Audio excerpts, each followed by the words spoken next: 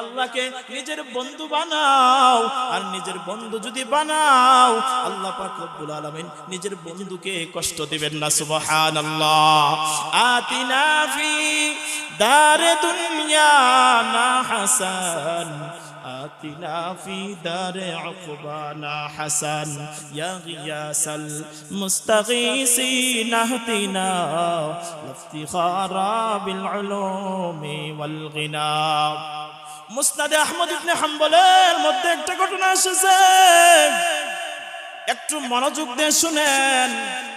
তওবার মাধ্যমে এই গুনাহের কাজ থেকে যদি বিরত থাকি, শুধু মুসিবত থেকে যে বাঁচব তেমন নয়, তেমন নয়। আল্লাহ পাক রব্বুল আলামিন এত মায়া করবেন, এত মায়া করবেন, বান্দাকে জান্নাতের মেহমান বানায়া দিবেন।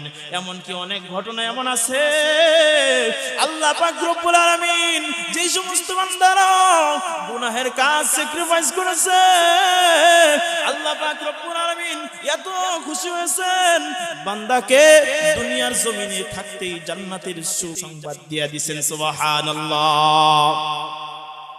পয়গম্বর আরবি সাল্লাল্লাহু আলাইহি ওয়াসাল্লাম মসজিদে নববীর মধ্যে বসে আছেন, সাহাবায়ে কেরাম চতুর্দিকে সারিবদ্ধভাবে বসা আছেন। কোন এক ওয়াক্তের নামাজের জন্য ওনারা অপেক্ষা করতেছেন।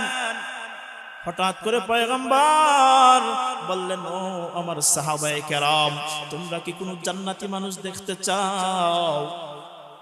সাহাবায়ে কেরাম জবাব দিলেন, জি হ্যাঁ ইয়া রাসূলুল্লাহ, জান্নাতি মানুষ কে বা না দেখতে চাই, দেখান দেখান। পয়গম্বর জবাব দেন, মসজিদে নববীর দিকে তাকাও। সাহাবায়ে কেরাম তাকায় রইলেন। হঠাৎ দেখলেন একজন সাহাবী ওযু করে মসজিদে নববীর মধ্যে প্রবেশ করতেছেন। ওযু করার দরুন দাড়ি দিয়ে টপ টপ করে পানি পড়তেছে, আর মসজিদের এক কোণায় এসে বসে পড়লেন। দ্বিতীয় দিন পয়গম্বর সাহাবায়ে কেরামগণকে ঘোষণা করলেন, যদি কোনো জান্নাতি মানুষ দেখতে চাও মসজিদের নববীর দরওয়াজার দিকে তাকাও। সাহাবায়ে কেরাম মসজিদে নববীর দরওয়াজার দিকে তাকাইলেন। দেখলেন ওই যে প্রথম দিন পয়গম্বর যাকে জান্নাতি মানুষ বলেছিলেন ওই ব্যক্তি। তৃতীয় দিন একই অবস্থা, পয়গম্বর যে তৃতীয় দিনও একই সুসংবাদ দিলেন, ওই একই ব্যক্তি। সাহাবায়ে কেরাম দেখলেন এই একই ব্যক্তি 3 দিন পর্যন্ত পয়গম্বরের কাছ থেকে জান্নাতের সুসংবাদ পাইলেন। একটু চিৎকার দিয়ে বলেন সুবহানাল্লাহ। আরেকটু হর চিজ মে